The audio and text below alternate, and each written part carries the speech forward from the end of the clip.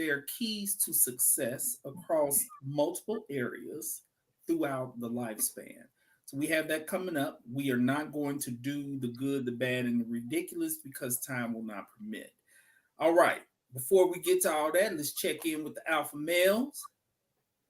First up, LV. How you doing today, brother? I'll be doing better when I turn my phone off to Turn that crap vibrate. off. Yeah. Thank you, John. I was Check worried me. that you weren't gonna Keep, turn that camera on. I know.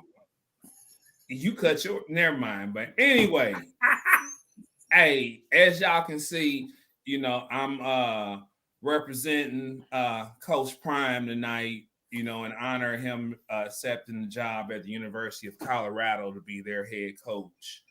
Uh, that's a big move for him to accept that position. A lot of people are throwing a little negative comments at him, saying that he's a sellout, saying that he's leaving Jackson State high and dry. But they're not looking at the big picture. Everything that man has done for Jackson State since he's been there. Also, there's never been a head coach at a HBCU uh, to be coveted and be taken and receive a coach at a Power Five school. That's never happened. We always say, why aren't there black coaches doing this, that, and the third? We have someone that's qualified. He's getting a position, but people you know, want to make an issue about it. But I support Coach Prime with everything that he's done at Jackson State University and for HBCUs and the athletics, because he's given them the blueprint. He's helped them on ways to get income and not get taken advantage of. They just have to continue it. Now he has now he's on to bigger and better things. Um, and I'll turn it back over to you. LV, I'm a little surprised. I thought you were going to have something to say about K State this evening. Oh, they did. Yeah, they won. They did their thing. I would have rather. I mean, TCU still got in because I live in Fort Worth. I've been here almost 16 years. I ride with TCU. Even though I am a K State alum, you know, when they usually when they play each other, I root for K State, except for this particular game. I mean, because had they lost with them losing it, it was possible that they weren't gonna get into the college playoff because they got screwed a few years ago when they lost the game in the championship game. But they still got in. K State on top. You know what I'm saying? They got a big bowl. They gonna be in. I think it's a January 1st day bowl game. So much money. Go email or whatever the hell they say. You know what I'm saying? But Leslie's it going was to win-win for me. It was win-win. TCU still going to the college playoffs. K State won the Big 12 championship. You know what I'm saying? That's their third. They hadn't won one in a minute. So cool. I'm good with that. Be But that's prepared why. that one of But our now you're right. I should have said something first. one of our viewers, Leslie, she's gonna be I coming mean, to you. Leslie, you know me.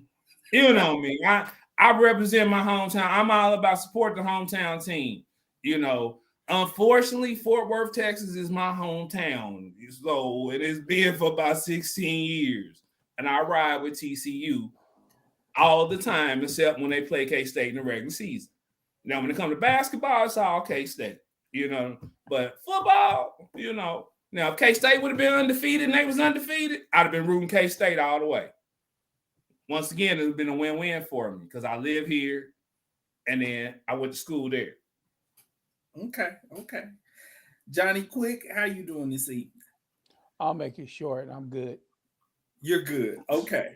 So in part one of this two-part series, we covered all the way up to college graduation or exiting the military. So tonight we're going to start with keys to professional success.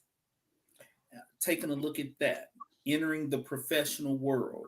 So, what are y'all's thoughts on that? What suggests either one of you? It don't matter who goes first. What are your thoughts? What wisdom do you have to share on keys to attaining professional success? Well, to be on time Ah! is We are key not doing that right now. Go to ahead. any success.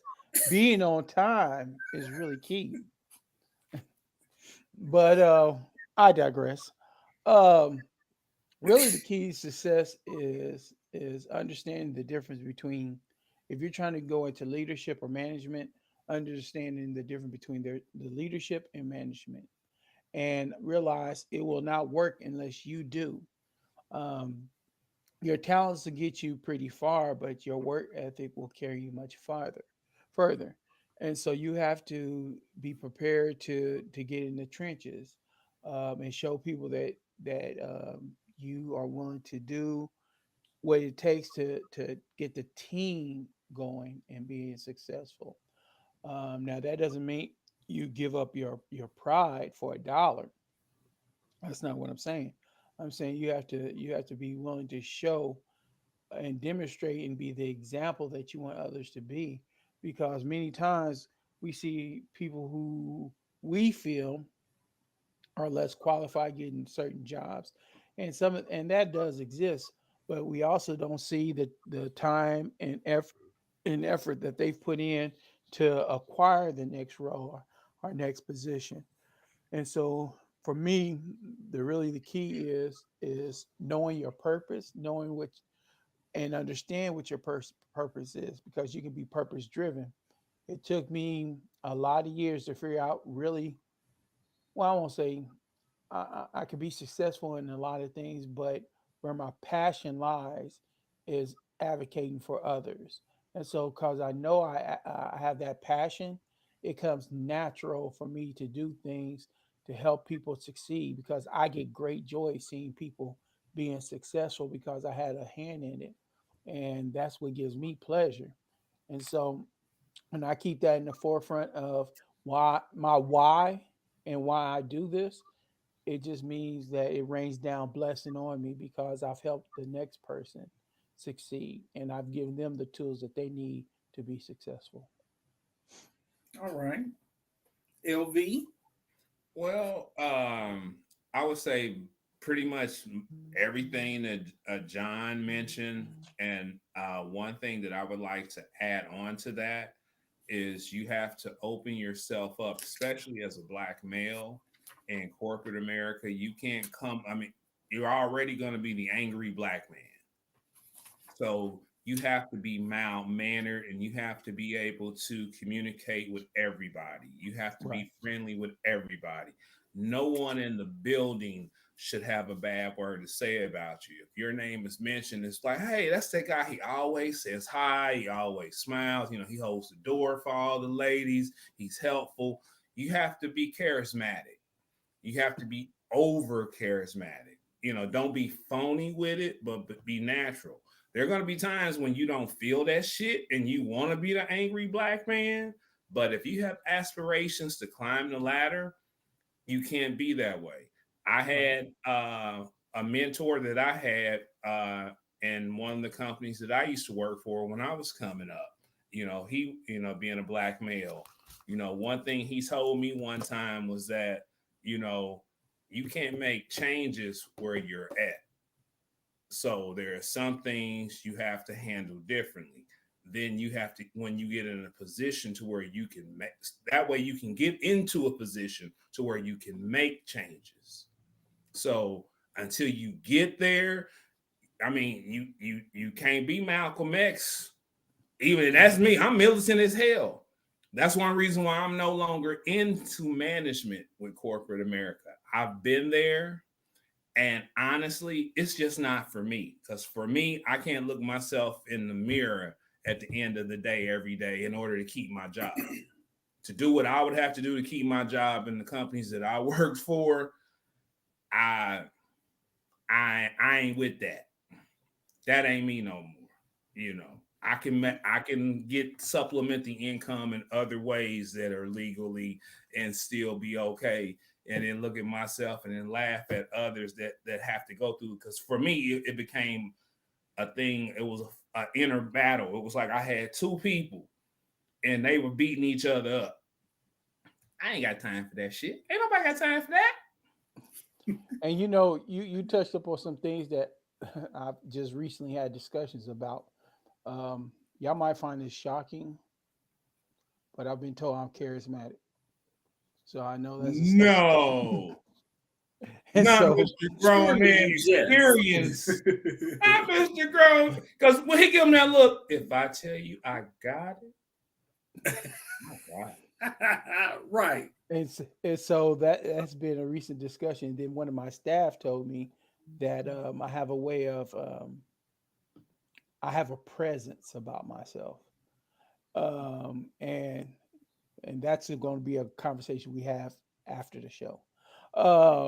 But she said I have a presence about myself, and then some of my peers have said, "Yeah, you do," and it's not a negative thing. It said that you pretty much handle business. You have a competitive nature, but you want everything done in order, and you're going to make sure everything is done right. And I'm very supportive of others, because last week I had told you I had to write my end of year review and assess myself. And oftentimes we're our hardest critics. And one of the things I put down in my summary, because you can look at data and look at numbers and different things like that, and it tells a story. But I had to be genuine. I was like, what's not really told in these numbers is the impact I have on the community and the impact I have on my peers and my staff, and just share different stories. I said that the ultimate thing is we're supposed to make a difference, and we're supposed to make that change that LV was talking about. And that's what I've done. I said is reflecting in the numbers. If you dig deep in the numbers, you can tell that. But it's the passion and the impact that you have on a person's life to determine the success that you actually have. And then that last thing that LV was talking about, that conflict, that's one thing that I cannot do as Coleman joins us.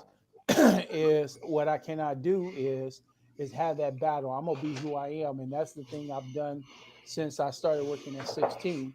The person you see me on Monday is gonna be the same person you see me on Friday. I don't care if the president comes through. I don't care if it's a customer that comes through, because I got to be genuine. I can't fake the phone. I have to be as genuine as I can, and that's how I live. So that's where I am. So I'm gonna take that pause and let JP get Coleman called up, and we can But go from there. let me just can Yes, I sir. just add one thing to what I was saying on being able by being charismatic with everyone, as far as if you do have the aspirations to get into management, because when you do get into that management role, you're going to be managing people that used to be your peers. Oh yes. So when you have to have the difficult conversations, it's going to be a little easier for them to accept, for some of them to accept it from you, as well as it's going to be easier for you to deliver it to them. Because you will be able to read their body language on things that they may not agree with, and then with the different training that they give you to talk to people in those situations, you can cut through the bullshit and kind of give them the real without giving them the real, because you'll be a little bit, they'll accept it from you and you'll be more comfortable. And I'll turn it back over. All right, Coleman, it's good to see you, brother. How you doing? I'm good, man. How y'all doing? Well, we are good. You are right on time. We are discussing keys to professional success. What advice do you have? What wisdom do you have to share on attaining professional success? Don't go and work slapping nobody. That always is good. Yeah, That's a good piece. that's a benefit. Yeah. So that's the question for me to answer right now. Yeah, we got Yeah, like we doing 10 it different. questions. Wasn't no good, bad, And ridiculous. He so just I making need us y'all to wrap these responsible questions up a adults and little shit. faster. We got like 10 to go. Yeah, I think what I heard John saying is one of the keys in being authentic. Um, but I think if I could take that another step, I would say being comfortable in your skin. I was at a meeting one time and we had a dude who was a level above us come over, man. I had a plate on the table because they used to feed us at all the meetings. And dude came over and ate my cookie, man. You know, and he ate my cookie and then he cracked a joke. And I was like, because I was kind of confused. I ain't never had nobody come over and just take my food before.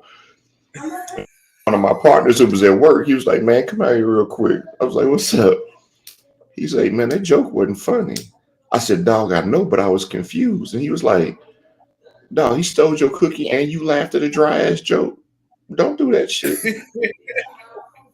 You know what I mean? And it took me a minute to really grasp that. And that was really being comfortable in my skin. I was uncomfortable because this was my first leadership meeting at that level. And I was uncomfortable with somebody rolling up and taking a cookie off my plate. Whereas normally I'd be like, yo, dog, you know, cookie off my plate. And that was a dry ass joke.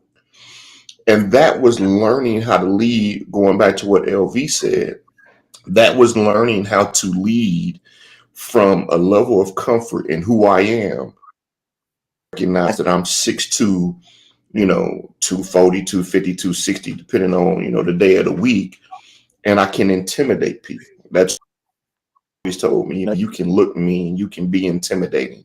So I was coming to these meetings trying not to be me versus coming to these meetings and saying, I'm in this role because I bring a level of expertise and ability to express myself that is unique to the company. And because of that uniqueness, I am in a position now to lead and impact people.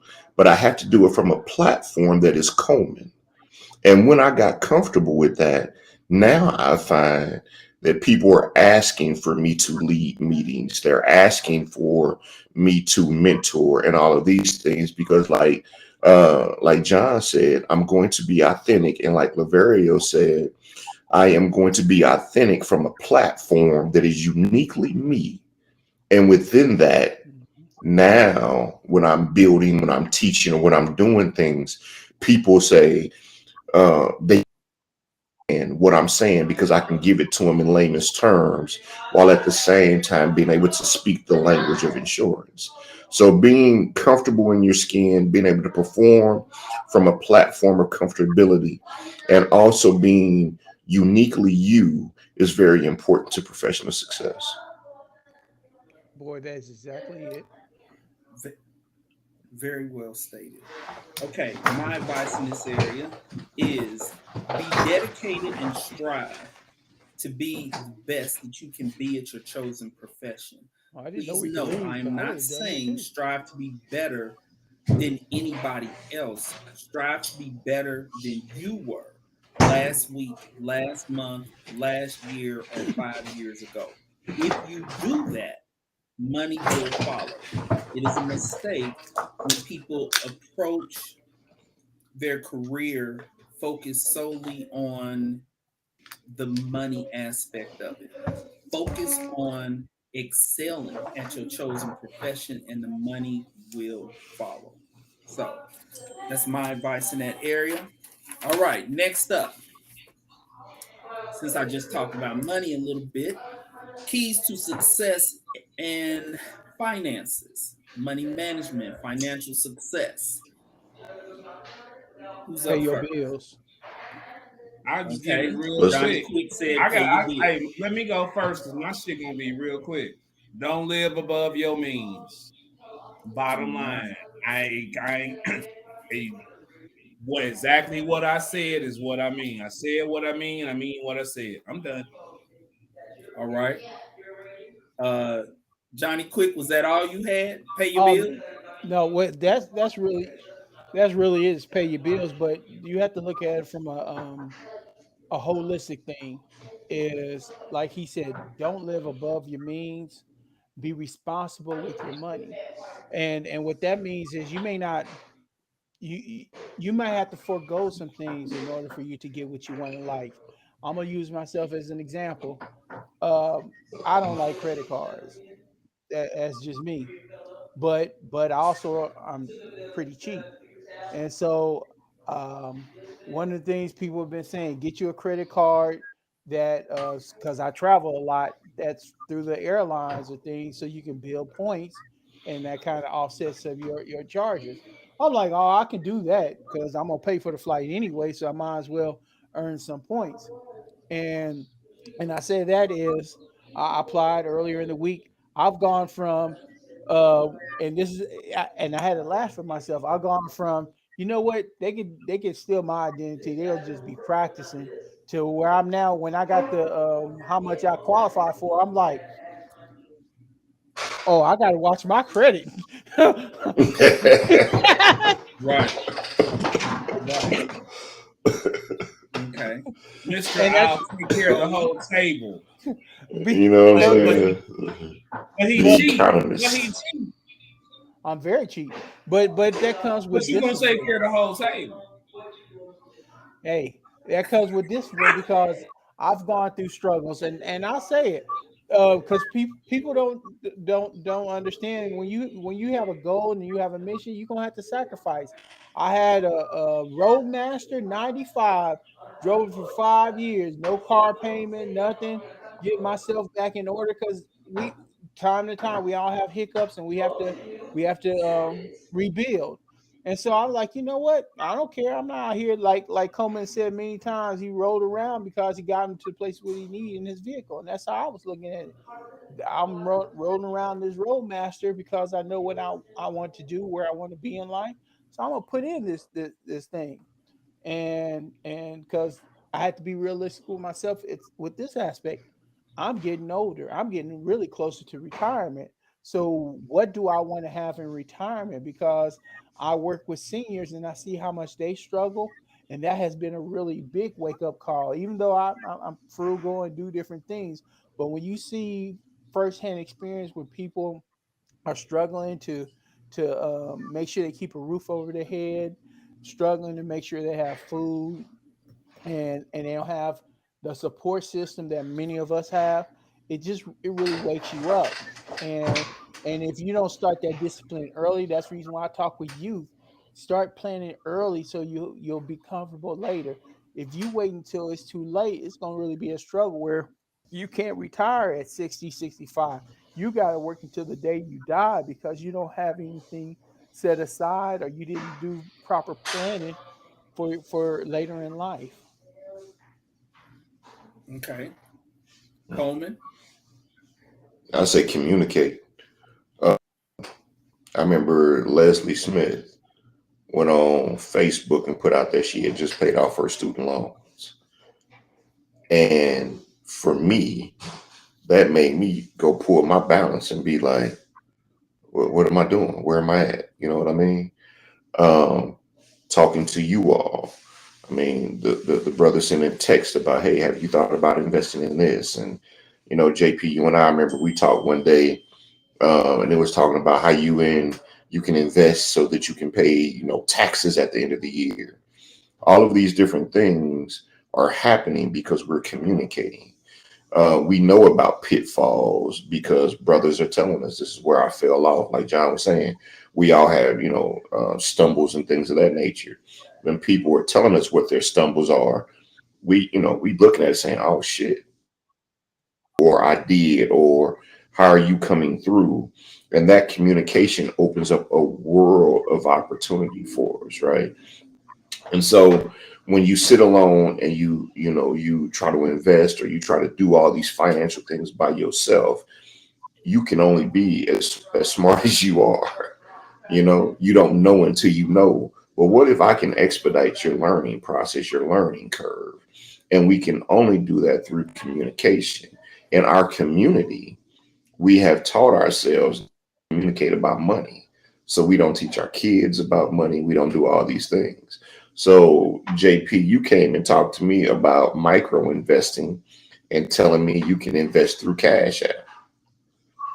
I talked to my next thing you know, we was talking to my nieces and nephews.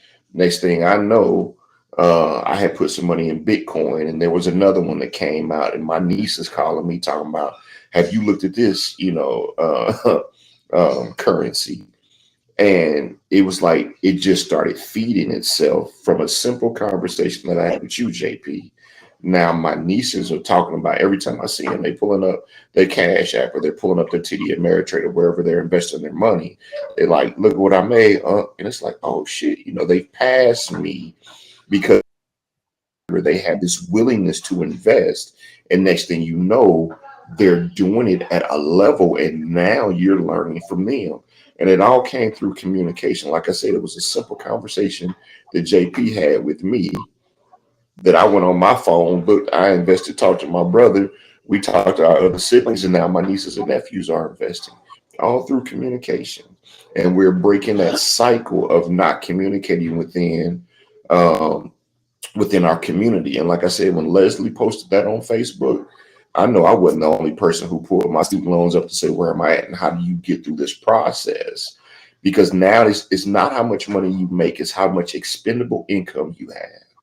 And that comes from, like you said, John, being disciplined and not overspending, which also comes with relationships and being equally yoked with the people in your life.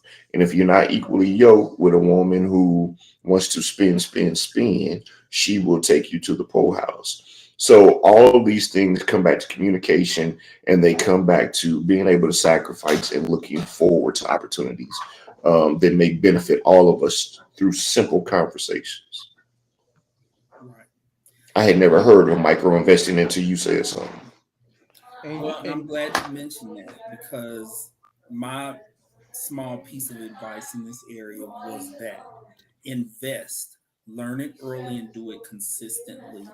Last year for Christmas, all the kids in my family, instead of buying them toys and dolls, what I did was send out a text to all the parents.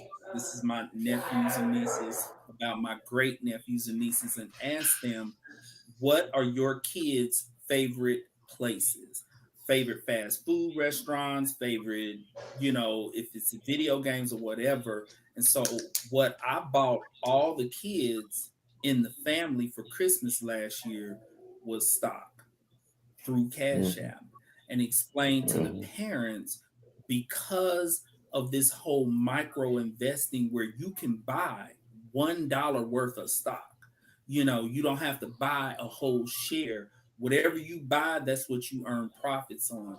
And so the kids, I'm talking kids in the family that are 8, 9, 10 years old, I'm wanting to introduce them to that at an early age. It's fun, it's exciting for them. They put, like you said, Coleman, they pulling it up, they seeing if they earning money, they comparing, so one person who likes this particular restaurant, is comparing to what their brother's favorite restaurant is. Like, well, I'm doing my, Chipotle's doing better than your McDonald's. This is something that we have to start teaching our kids very early. I'm also glad that you mentioned student loans, because my advice in this area that I wish I had handled differently, and I learned this the hard way, is one, pay those loans if at all possible. Try to avoid deferring. Pay on those loans as soon as you can, because nowadays, considering that once you have 10 years of payment, you can get your loans dismissed, which wasn't the case back when we came out of school. But for our young people today, accumulate your 10 years of payments, because if you get out of college at 22, 23, and you pay your 10 years of payments, and then you're done in your mid 30s, compared to those of us who have like six figures of student loans, that is something that you need to do. The other piece of advice in that area, if you can get a job where your loans are going to be dismissed, do so. Okay. Because another mistake I made was working for a community mental health center that was not owned by Wyandotte County, compared to Johnson County Mental Health, where all my loans would have got dismissed. Wyandotte Mental Health is not technically owned by the county. So even though I work there, my loans couldn't get dismissed. Know Mm. about these student loans, Yes. learn what it takes to get them dismissed, and do it. That's my advice in that area. Well, you know Okay. what? I want to echo that as far as financial, because one thing I was blessed. My grandfather kind of started it. He brought all his children savings bonds, and Mhm. that's how it started for me, wanting to know how to invest.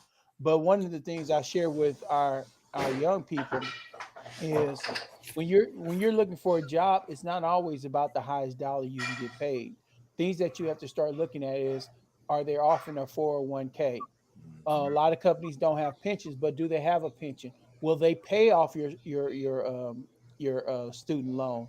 Or if you decide to get a higher degree, will they pay for your graduate degree?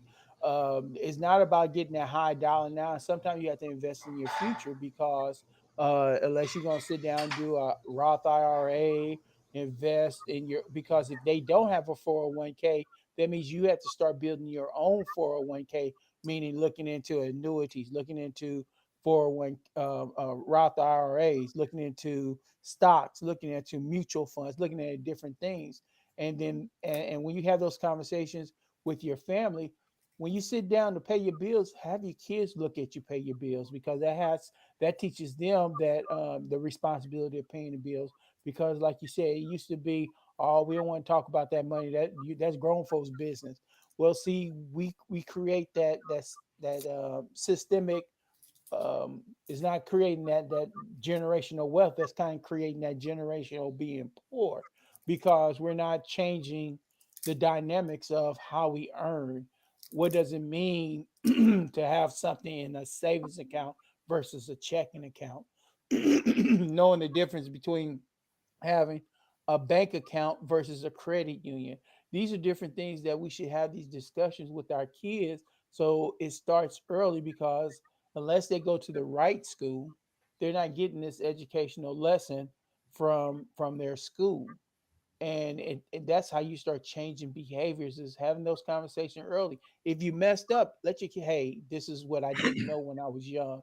My credit was crap, but now my credit is getting better, or my credit is great. And what does credit mean? So I didn't want to really gloss over that, because I really want people to actually look at that in our community, and how we can easily change some things in our community, the economic power that we have, and the dollars that we put into other people's businesses. We need to be learn to be producers instead of consumers. So I'm gonna let it go at that. Hey, can I add one Speaking other piece to that? that, I know you're trying to roll. I want to add one other piece, and it's philosophical. And I would talk to those people who are spiritual and say, you know what, you tithe, you give God his off the top. The most important person in your world after God is you. So pay Mm-hmm. yourself first. So whenever you get paid, even if it's $5, $10, put that aside, pay yourself, and do it in a way that you're saying, you know what, this is money that I'm not going to touch, or split it saying this is rainy day money and this is money that I'm not going to touch. And you will be surprised at how that will accumulate over the course of a year. So if you're tithing, you should look at it from two perspectives. One, who is the most important person in my life? And if you say that's my spiritual deity, whatever your faith is, and you put that portion aside, who's the second most important person in my life? And it has to be you, and you need to pay yourself. yeah, um, here's another thing that's a really great piece of advice that both of y'all are offering. Something else that Johnny Quick said that I want to touch on is, when it comes to looking at the income that a job pays, you really do, as Johnny Quick is saying, you do need to factor in the benefits, the retirement plan, as well as tuition reimbursement. One of the debates that I oftentimes have with people who work for a hospital here in Kansas City, I think it's Children's Mercy, is, well, the pay is low, but they provide tuition reimbursement. And if I'm not mistaken, it's at 100%. I know someone who got their associates, their bachelor's, and their master's degree paid for by working at that hospital. And now they're sitting back making a good $80,000-$90,000 a year. But when a job is willing to pay for all of that education and save you over $100,000 in student loans, that's what you need to be looking at. Don't just look at your hourly wage. Look at those benefits. Yes, medical. And Why then make living your within your decision. means is important. Mhm. Yes, because this is another mistake that I made graduating from K-State, working at a treatment center that did not offer tuition reimbursement, and then later finding out about other hospitals that did. So, good piece of information there to think about. All right, next up, dating and relationships. To marry or not to marry. What advice do you all have on dating and relationships, finding success in relationships? Who wants to go first? Let's Coleman. experience go first. Shit. No, We I'm want to talking hear to from the Oh, grown bro, man man. spirit. I'm talking to See, now you want to be quiet. Johnny Quick, you got anything on this one? hey, Here's mine. Date like-minded people who share your values, your morals, and etc. This is something that oftentimes people focus on some of the more external traits and characteristics. And I'm not saying that there's anything wrong with that. I'm not even saying it's possible not to focus on those things, but it is a mistake to not get in touch with whether or not you are like-minded when it comes to morals and values and principles and those things. So that's my advice on dating and relationships. LV, you got anything on this one? I don't know if I should be giving any dating or relationship advice. Okay. Go ahead, Pipalicious. We need to hear Pipalicious. Hey, He's like, I'm a pass on this. You're talking to somebody that's had 2 failed marriages. I can tell you what to do to get them. I can't tell you what to do to keep them.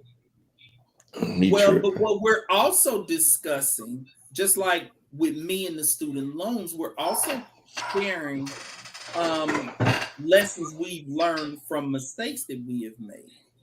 And so,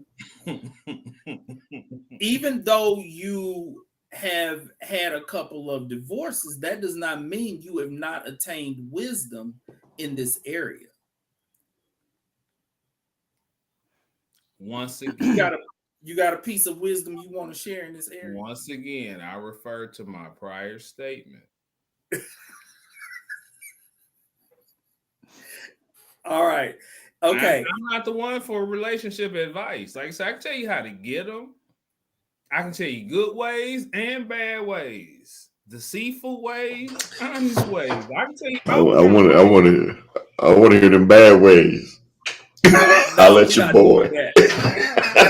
That ain't the focus of this episode. I'll Okay. let your boy. About bad ways. Hold on. hey, I can tell you. have Johnny Quick, you have something real I quick. can tell you where my pitfalls are, so people can learn from my mistakes. One, I've gotten better, but I'm a poor communicator because I will not share what's going on with me or anything like that. And then the second thing that's really bad, and this is just life in general, I show no emotions, and I can make the young lady feel like the world and feel like a queen, but when she wants to reciprocate or something, every all my friends have learned I pretty much don't show emotion, and I got to do better at that. Okay. I'm glad you mentioned those two things. One, the communication piece. The number one reason that couples come in for couples therapy is communication problems. The three different types of communication problems, which are lack of communication, shutting down, miscommunication and toxic communication. Those couples who explode and curse each other out. Out of all the couples that I see, the vast majority of them, that is the problem that's at the top of their list. As far as the expressiveness, I'm glad that you mentioned that, because traditionally males have been able to get away without being expressive of their emotions. But as we have evolved as humans, modern women want a man who is able to express his emotions and be vulnerable, because as they think about Then they use that possibly having against you. children with this Then they man. use that against you, JP. I disagree. Okay. You show those emotions, like say you get emotional, whatever, and then when it gets heated on some other event, some other avenue, they want to go and call you a bitch. Because you cried. And it ain't never happened to me, but that's what happens. That's some bullshit on that. They want That, you to. Okay, hold on. That's some bullshit. That's some bullshit right there. I just wanted to call you out on that. That's all I really wanted to add. Let me respond to that. And see, maybe that's my problem. Because I don't ever get to that express their emotions. You woke LV up. Hey, I don't get to the emotion. Okay? I don't express. LaValia said you can't cry. Hey, they don't see me. This is just so much. Hell no. Is happening right now. Hell no. Men don't believe that bullshit. It's happening right now. LB, can I respond to what you just said? Don't do that in front of your woman.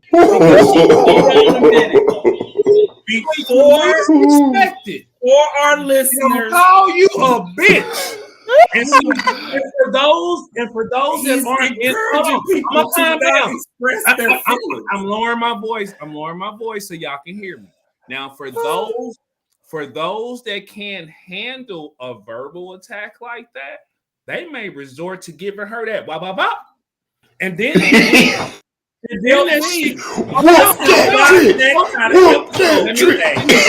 where is this going?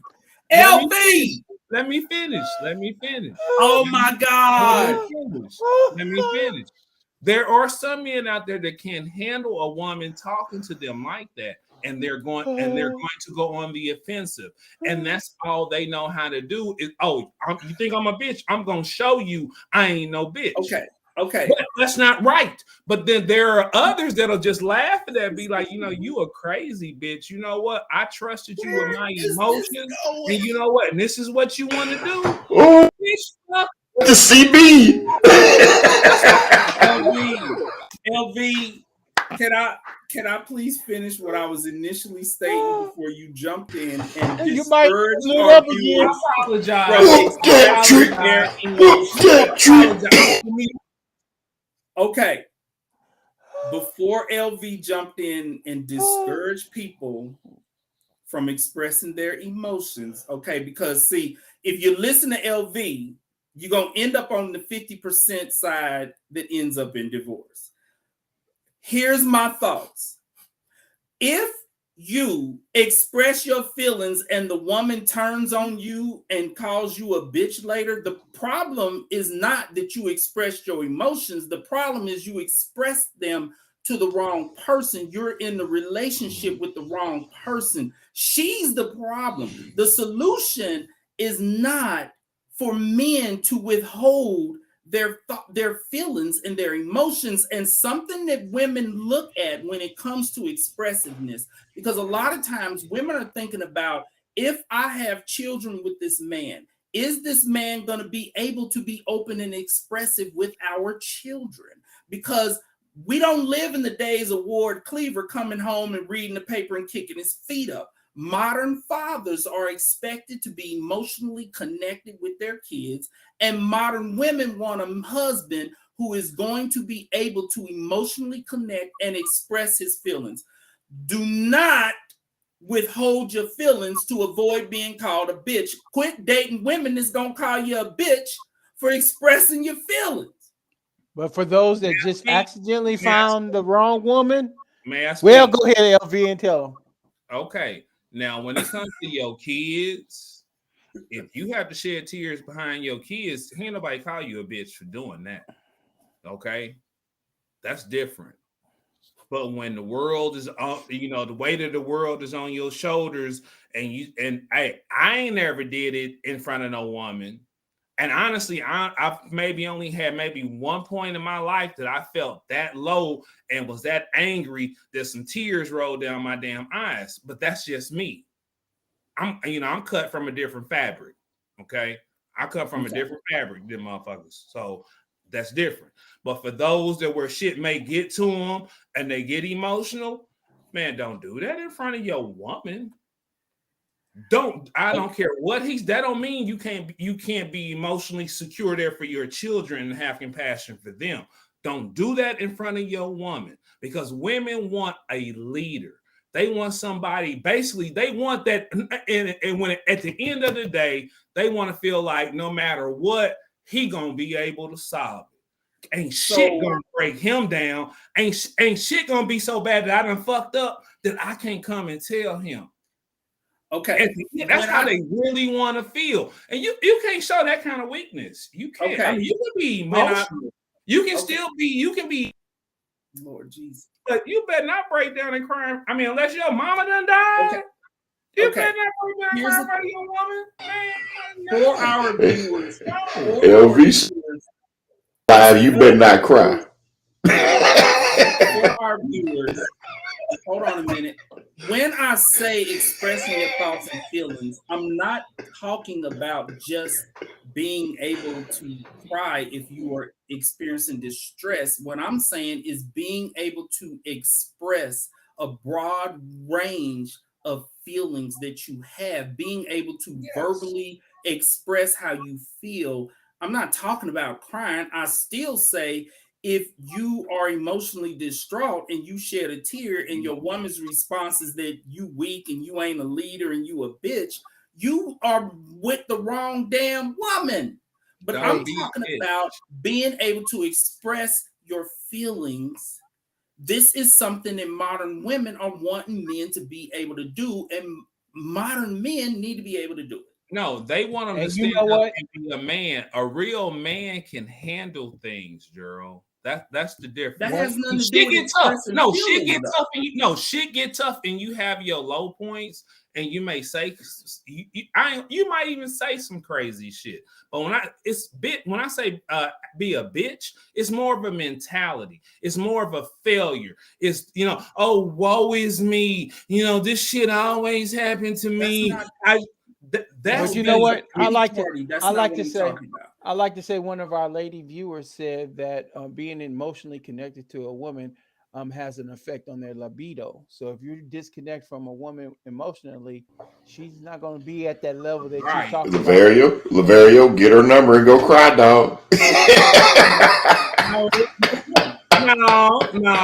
No. She said if you cry, she gonna be like, this bitch motherfucker. He ain't getting this. She's saying I need a real man to take care of this. Connected.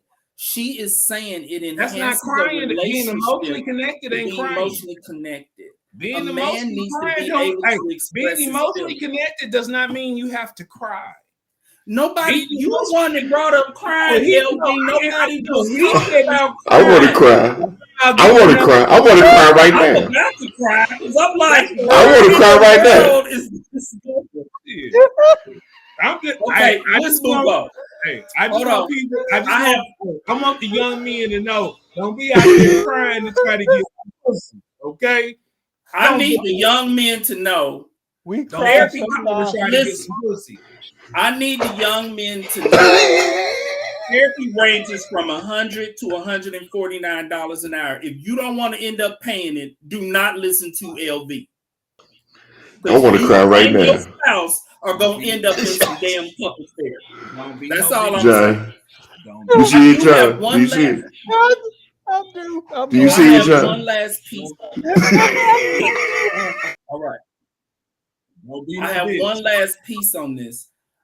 I want everyone to know that it is okay to not get married.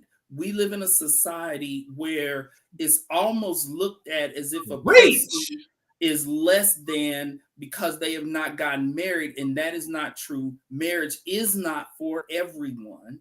Okay, it is okay, and you can feel totally fulfilled in your life without ending up someone's spouse. And so it is a misnomer, it is a mistake to believe that a person is less than because they do not get married or because they don't have kids. Okay, next up, Hold up, can I add one thing parenting. to that? Since we kind of Can talked I? about parenting, Hey, are you gonna JP, make this can, really quick? Well, before you make a joke, one of our lady viewers said your wife should be your safe space. Now go ahead, Coleman. You still You don't, hear that, LV? yeah. and you still don't cry in front of your wife. But when you least expect it, she gonna stab your ass in the heart and back with that cry. Oh my God. Coleman, So, Coleman, what do you have to say about Don't, this? don't you believe hey, it? uh, the thing that I wanted to add was you have to define your own relationship, right? And get rid of roles and things of that nature that we grew up with. Because, like in my home, I do the majority of the cooking.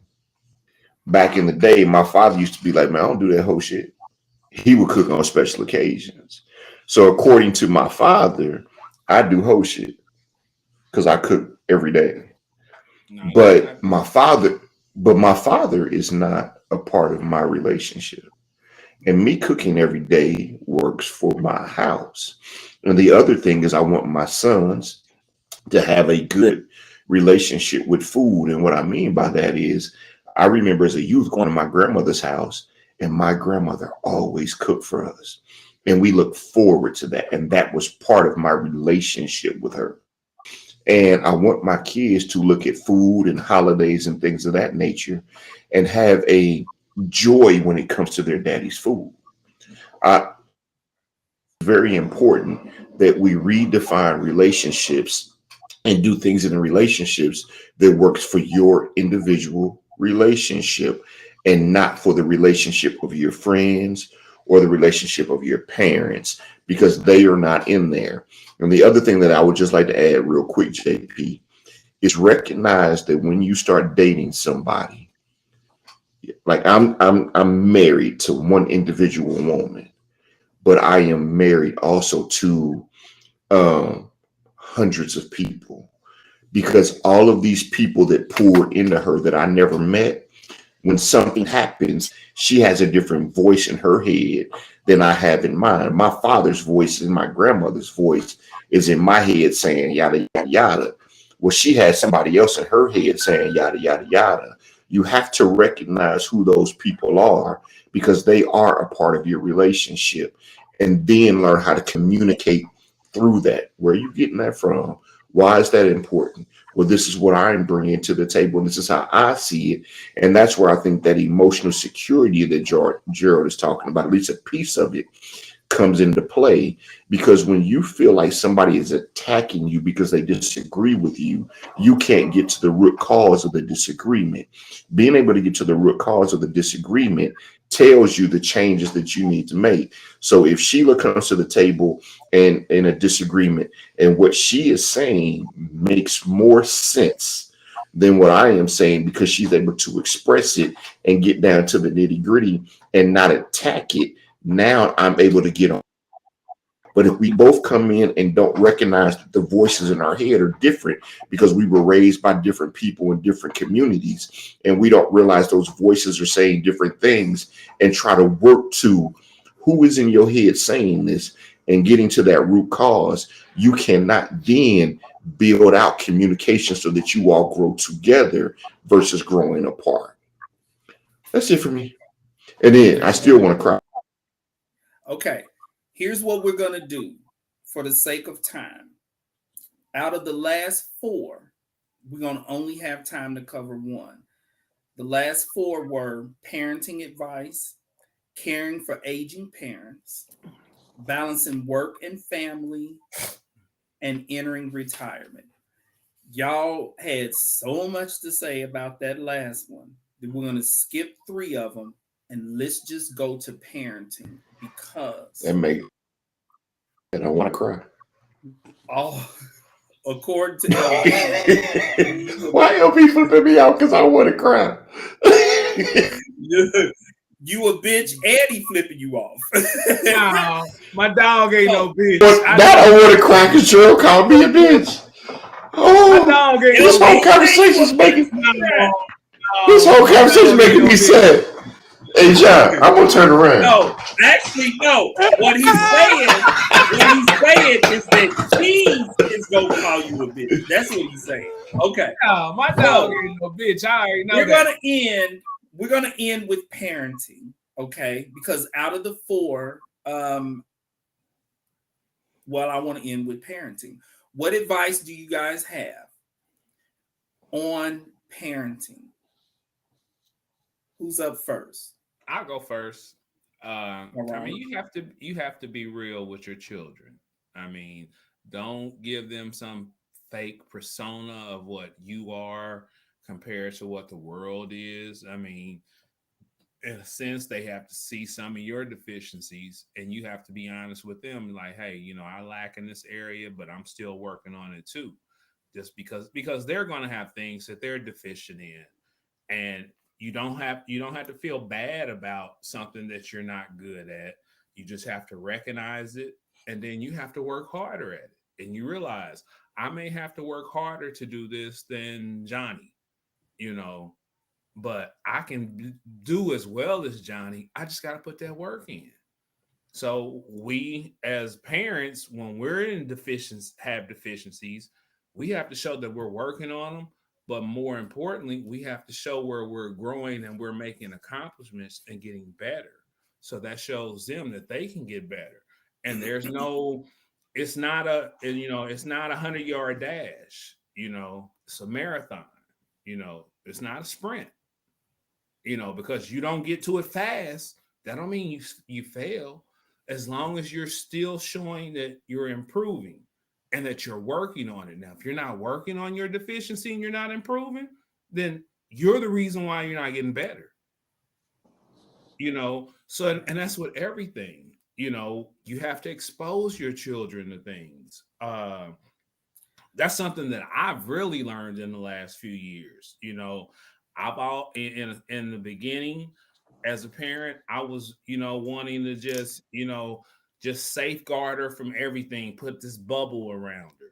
But when I really start thinking about it, when she's out of my control, me having her in that bubble will only have hindered her, you know, held her back, because that shit gonna come real and fast. So you need to be prepared for it and know how to deal with adversities. You know, we don't want any of our children. I mean, I know I don't want my child to suffer anything, but I can't protect her from everything. I can only try to prepare her how to react. You know, you're going to get knocked down, but the key is you got to get back up. I don't care how many times you get knocked down. You got to keep getting back up. Because one thing my daddy used to always tell me, and I tell her, I will give out before I give up. And that's in anything you do, whether, you know, if you're in a fight with somebody, I don't care how bad they beating you down, you keep getting back up. Hell, maybe they might get tired, and then you might be able to get on top. Or at least they might get off your ass. You ain't got to keep taking no ass whoopings. And then they'll think the next time, what my daddy used to say, he said, the next time for they fight, they're going to be like, hell, if I ain't got the energy for it, I might as well just go and let that motherfucker go. You know, let me go pick on somebody that's going to give up, because he just going to keep coming back. Now, me personally, I ain't never had to do that part. You know, I've been fortunate enough. I've been wise in my fight game. You know, I had good promoters. They selected, they picked some good people for me to fight. You know, the only person that I got an L to is 6 feet deep, and I'll leave it at that. Okay. Johnny Quick. I'm gonna yield to the advice of others. I just say be authentic, be true to yourself, and the rest will take care of itself. Thank you. Coleman. This goes back to a conversation you and I had again. My uncle told me that if you look at your life with your kids or your parents, it looks like they're traveling together. He said, but if you take a 3D view of it, you'll see that they're just parallel journeys. And because they're parallel journeys, like LV said, you can't control everything, but you try to guide as much as you possibly can. So I have conversations with my boys that are beyond, because I'm an older parent. You know, I was 39 when my first son was born, 38 when my first son was born. So the likelihood of my kids living a majority of their adult life without me is very strong, very likely. So I have conversations with them now that are beyond their years. But I don't worry about that because I want to give them the tools that when they get of age, they can say, this is what daddy was talking about. This is why he said that. This is why he had that conversation. So I believe in giving my kids tools, having conversations with them, talking to them as adults, and letting them come into the information, come into the knowledge when they're ready for it. Now, eventually they'll be like, man, I wish he was here so I could have that because now I'm ready and it makes sense what he said. And hopefully it will lead them down a path to seek more information. But I think as a parent, you have to always be pushing them to find their way in their journey while at the same time preparing them for the journey ahead, even though they're not currently ready for And, you I know, and to love that add you to that, said I, that. can I add something to that, Gerald? What he's Yes. it. saying As long as about there the ain't no older bitches and parent? hoes. No, no. It's What gonna you take said you a about the minute. older? It's gonna take you a minute. No, what you were saying about the older parent and the conversations you have, so they'll know later. My father was older, and there were a lot of things that he used to say to me. I used to be like, "What the hell is he talking about?" But when I got older, those things came back, and I was like you said, "Oh, this is what he was talking about." And that's a perfect example. And I just want to commend you for doing that. Because like I said, I live that, bro. I experienced that. So I just want you to know that's keep that. Make sure you keep doing that. And that's all I want to add. Y'all think all my shit got to be X-rated, vulgar, and all that shit. But fuck y'all. Fuck y'all. Fuck y'all. I'm gonna cry Okay. now. I want to um I You want to too, agree. John. I want to Can't agree say with it what to you. I want to agree with what the two of you are saying because you remember in part one of this two-part series, one of the things I said was if your kids were to watch this in the future, what pieces of wisdom would you want them to get from these two episodes?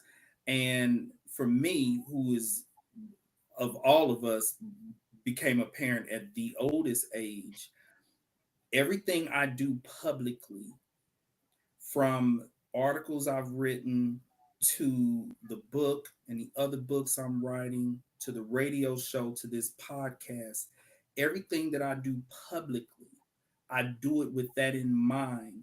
There are lessons and messages because I am not going to be around when my daughter is my age. I admire and I love it people who have their parents in their age in their and they're in their 50s. I it's incredible that my wife and I are able to spend so much time with her parents. My baby is not going to have me when she's in her 50s. And so I'm glad that y'all touched on that.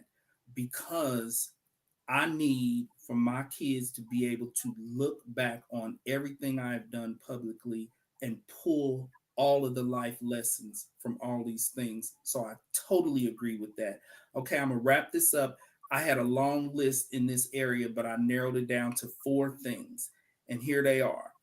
1, do not have kids if you're not willing to put the time in, as LV basically said, as well as being fully emotionally invested. Remember, they did not ask to be born. 2, tell your kids that you love them every single day. 3, foster open communication as absolutely early as possible, because this will allow you to be in the loop during those difficult teenage years. If you do not put that open communication in place before your kids become adolescents, you are going to be out of the loop. And you can send your kids to school in the morning and they come home a totally different person. You need to stay in touch with everything that affects them and their growth, be it positive or negative.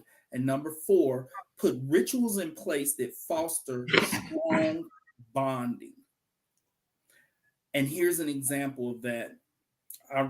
Even now, the ritual in my household, my baby sleeps in late. I get up, I work. When she wakes up, the first thing she says is, "Daddy, will you hold me?" She needs to be held for 30 to 45 minutes every morning, or she's cranky as hell. I get back in the bed, hold my baby for the 45 minutes. Then we play games. Then we do some ABC Mouse, a little bit of educational piece. I also take that 2-hour lunch break to spend time with her every day. When my boys were kids and were at home, we had a morning ritual. I drove them to school every day. We watched shows. That quality time. You want to have those rituals in place to promote that healthy bonding that becomes a core, a foundation that will carry your kids through life long after you are gone. That's it. That's my 4 pieces, 4 out of about 20, but those are the 4. Thank you, everyone, for joining us today. I think it's a wrap on this. Thank you, Alpha Males, for sharing your wisdom, your keys to success in all of these areas. Please like, share, always leave comments. And just to give you a update on the programming for next week, how to cry without being a witch. Thank you, everyone.